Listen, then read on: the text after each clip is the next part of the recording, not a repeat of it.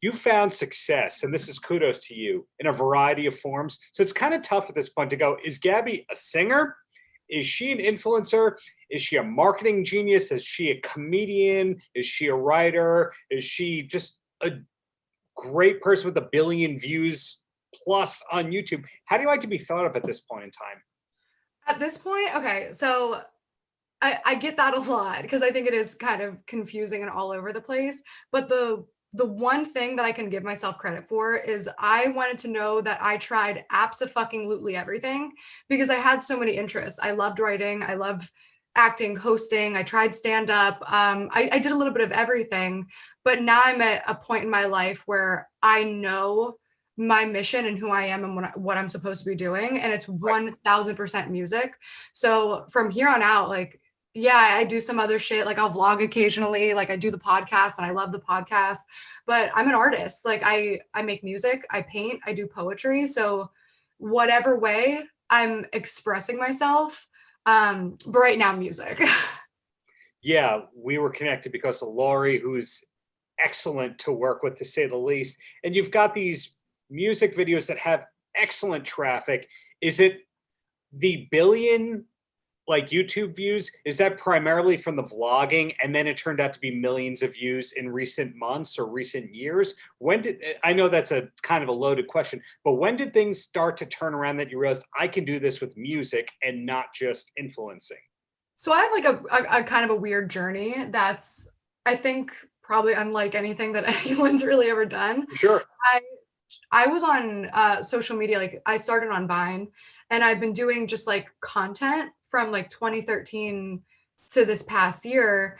But in 2017, I was putting out a poetry book, and I decided to put out a song as well to promote the poetry book. So I wrote a song based on my poetry because I've always wanted, like in my heart, I always loved performing and singing, and I was always in my mirror pretending that I was like a front man of a rock band.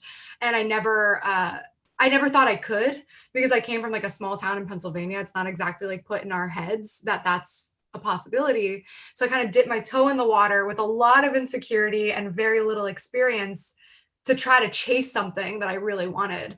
So I think that since I put out that last song, it's just been, you imagine like most artists, they have a growth period where they figure out who they are and what their sound is and they learn. I did that in front of everybody. So the views mostly came from like just being a YouTuber and creating content that was fun and silly and easy to watch. And 2017, promoting my poetry book turned into this. You mentioned, well, I'm being from a small town in Pennsylvania, but hey, Taylor Swift from a small town in Pennsylvania, despite the Nashville historical revision, Hall & Oates, Todd Rundgren, The Roots, like so many people are from Pennsylvania that kind of made it. But who was the first like small town-ish person you saw like, well, they made it, I guess I can too? I don't think that there was ever that type of click for me, because I guess it's not so much that, because that anybody can make it from everywhere. It's just not something I was surrounded by. So it, like I didn't take voice lessons. I did like local theater. I was in concert band, but there weren't opportunities, so nobody really pushed it. And I think that I just grew up with really nothing too. So my primary focus in growing up was I don't want the lights shut off in my house. I don't want the gas to be shut off. So the idea of pursuing like an artistic, very unrealistic at the time goal just wasn't even on my radar, if that makes sense. It makes sense. It sounds like it's a career out of necessity, not a vanity project. A lot of the people who came out of Vine or first found success on Vine, let's just face it, they had some privilege to them. But we all did. I did too, But the key is you've got this great career. My opinion, my assessment, you didn't call it a great career. And I didn't even mention the part New York Times best-selling author. Thanks. Thanks for plugging that for me. Exactly. So here we are in 2021, and it seems to me that a lot of artists either kind of don't feel inspired and they've taken a step back, and other people are creating every day. I get the vibes that you're creating every single day Every day, all day. Like, wake up, go to bed. I haven't been sleeping because there's too much going on right now in my brain. I feel like I'm waking up every 10 seconds to like write a note or an idea or record something into my voice notes. Yesterday actually was pretty honestly monumental. Like, you're catching me on a really fucking good day where my spirits couldn't be higher. I, on a whim yesterday at like 2 p.m., hit somebody up, scheduled a recording session with two boys I've never worked with before, just to see like what's up. And I just for some reason knew that it was right. And this song that I created yesterday has completely redefined me as an artist, as a person, my sound, my direction, my goals, like everything has just completely shifted based on this session. So I'm really excited today. I'm glad to hear that. If we go back to the olden days of music, it was kind of like you write a song, you kind of wait for it to be slotted to be released. Obviously, that doesn't apply, and you're somebody who's creating and or putting out new content just about every day in some kind of form. You know what's crazy though? Like with music, that's what fucks me up the most because I'm so used to that instant turnaround of just being able to do it and put it out on my own terms.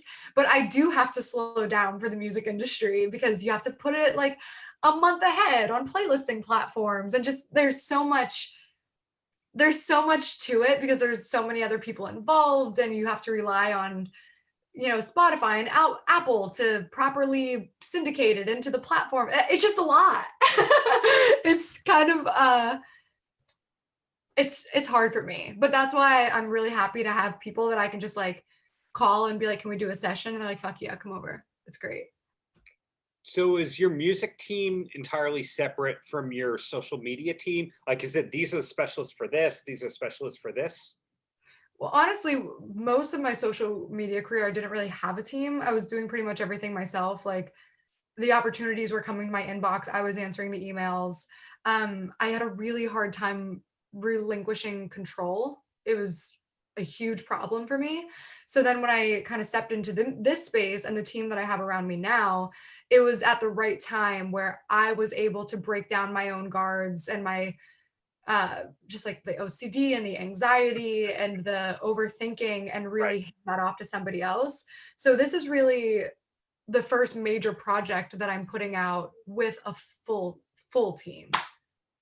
So having a song like Shut Me Up, which you created, not too far from the truth with the whole idea of this is coming out of me, this is how I feel, this is directly me. Yeah, that song came from, that's actually a 2.5-year-old song that I finally put out as a way to transition.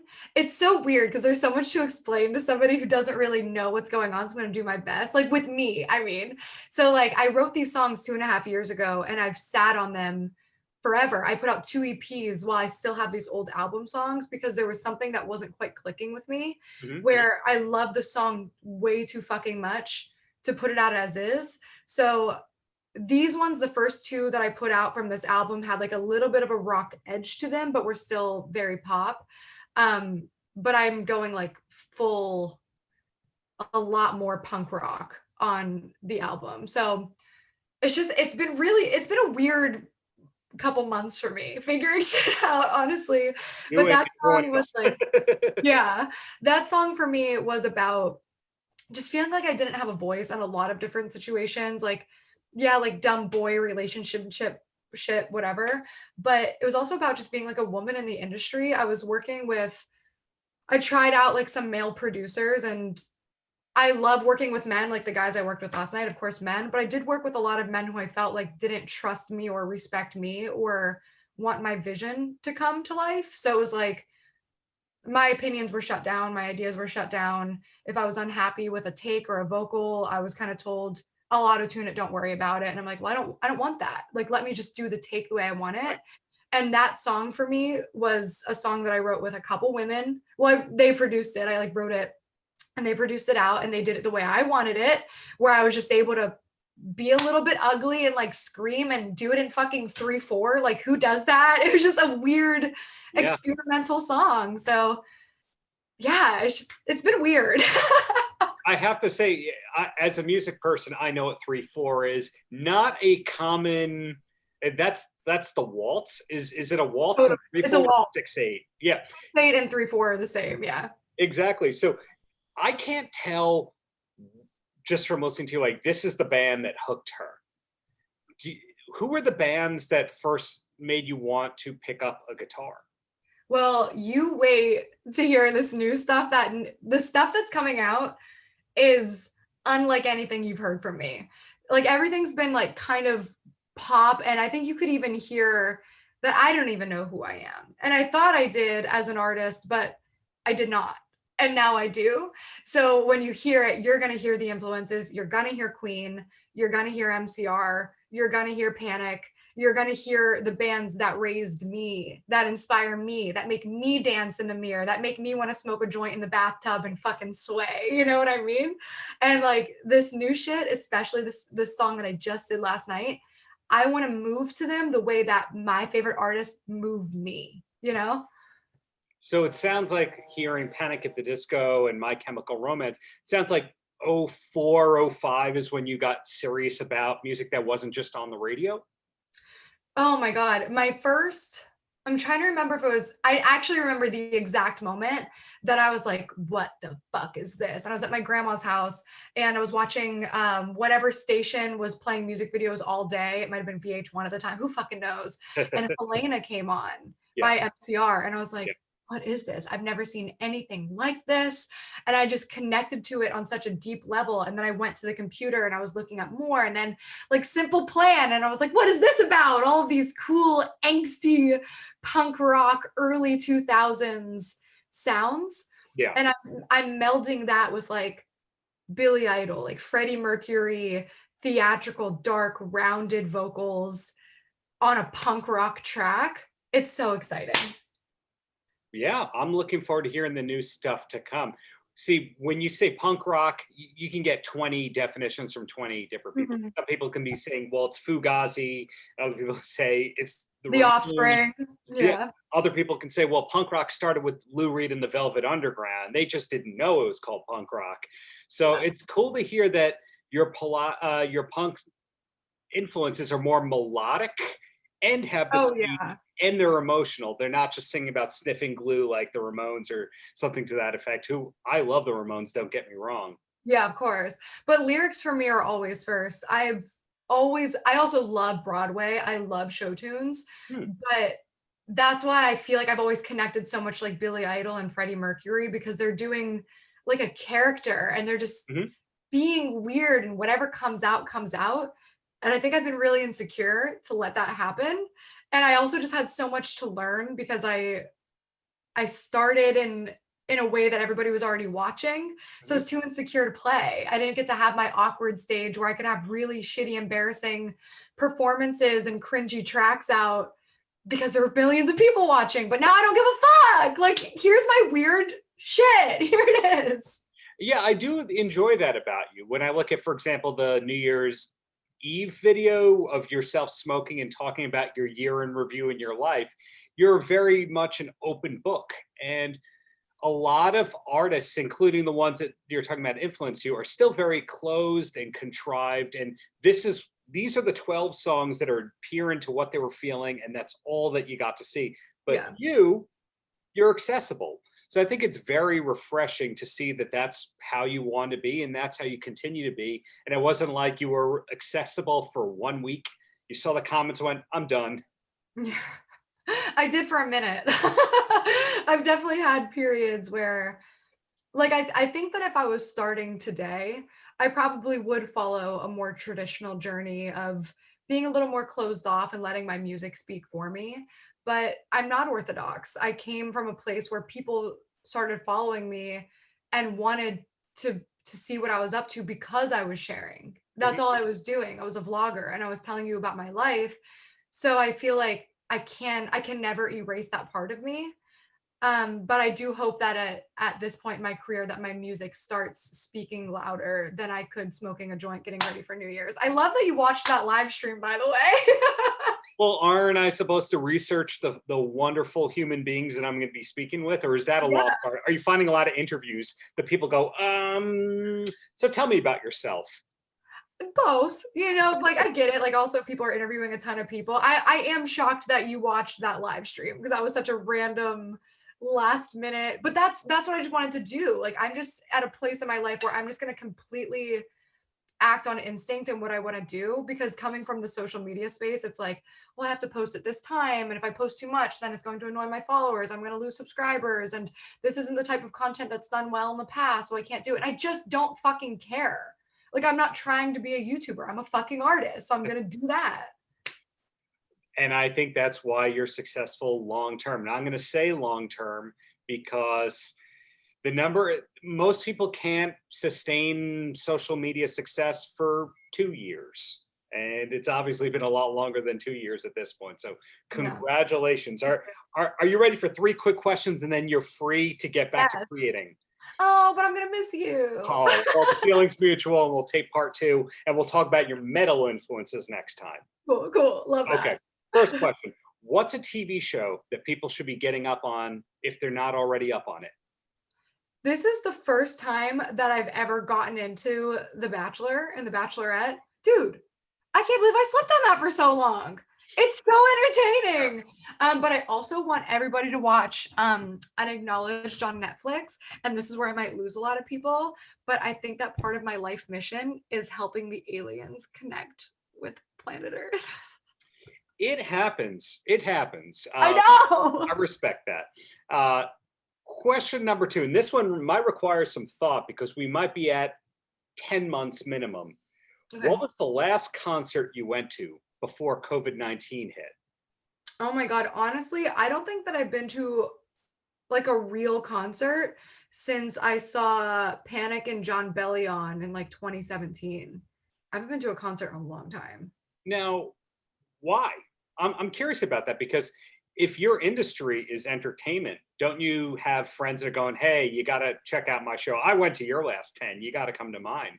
To be honest, I was kind of in this weird middle child state for a long time where like artists didn't really look at me as an artist because there's so many like influencers and YouTubers who look at music as like an accessory. So I think that I had a lot of trouble kind of like breaking into those social groups. So like, yeah, I just didn't really have those types of friends. Like I had like vlogging friends and like YouTube friends. And now I have a lot more artist friends who like, for sure, I'm fucking going to their show as soon as we can. So it's just, I don't know.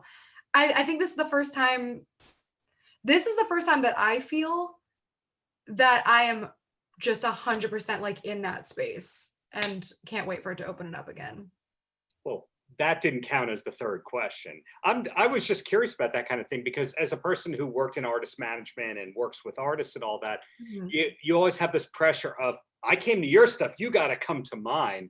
So it's very interesting to hear how different from your perspective influencers and social media people are than traditional artists, even though they all exist to create things that other people enjoy. We just have to like, there's a fight for respect for sure, because like I said, there's a lot of people who get a following and then they just throw out songs that somebody wrote for them, which listen, no fucking shade. I'm never against somebody getting in their bag, doing their thing. If you like making music and it's making you money and people are listening to it and they're enjoying it, I have no fucking qualm. But I think in the actual music industry, I think it upsets a lot of people because there's people who have been working their whole fucking life to be an artist. And now there's people who can have a hit song just because they do well on Instagram, whatever. So I get it. I don't personally give a fuck, whatever, but it does stop people from wanting to like collaborate because I don't think that people understand how serious I am and how much I'm involved with every step of my song processes. Like they're actually my art. They're not written for me. They're not cut for me. Mm-hmm. It's you. Yeah. It's you. And that's wonderful. And the close I got, Gabbie, any last words for the kids? Dude, now's not the time to be scared of anything. That's something that I wish somebody would have shaken me on and really pushed me. And I think people tried, but I wasn't in a place that I was ready to receive it. If you're especially going into art, music, whatever it is, you cannot try to do what you think is going to be popular, because nobody fucking wants that. Nobody wants another Justin Bieber. Nobody needs another Miley. We don't need another Ariana. We don't need another Selena. We have it. Be yourself and let that be the new trend and that the new mainstream. Because even if you find success somehow faking it to the top, which like that's like lightning in a bottle, like it's not going to happen. If you're inauthentic, you're going to be fucking miserable not making the shit that you want to make. So just be you and let success be the fact that you're doing what you love, and don't try to define it by a number of people in the crowd. Paltrocast.